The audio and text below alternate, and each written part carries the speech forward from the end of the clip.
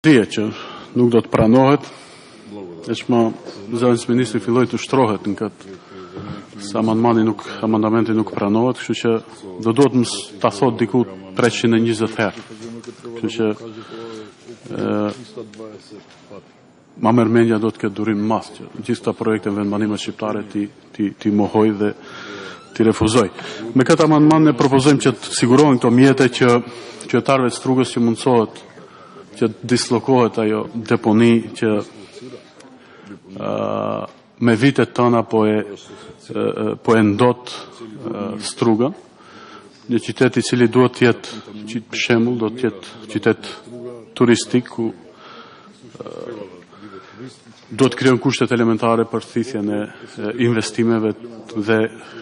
tërheqjen e turistëve. Disa hajnat mëdhej në qeveri, disa hajnat mëdhej e të vegjël edhe në komunë atje, e kanë pru në gjendje shumë të vështirë qytetin e Strugës dhe si pasoj ai qytet langon në gjitha aspektet, është ngulfat nga korrupsioni, hajnia, krimi i vogël e i madh, nga këta që janë pushtet qendror dhe ata që janë të vegjëlit a gjenë në pushtet lokal.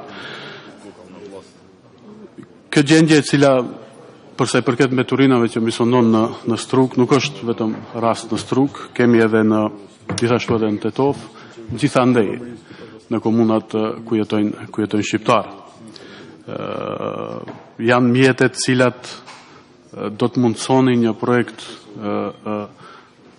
për një çështje shumë elementare, shumë njerëzore dhe edhe civilizuese, me qëllim që një herë për gjithmonë të pastrohet ajo gjendje mjerueshme që është me atë deponit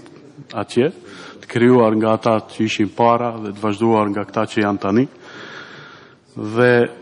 qytetarëve të Strugës sadopak të krijon kushte për një jetë normale dhe që të mund edhe turistët shijojnë ata bukuri që ka fal Zoti, se përsa përket tyre që duhet për kujdesen, veç më i shohim përveç hajnisë dhe korrupsionit s'din tjetër. Falënderit.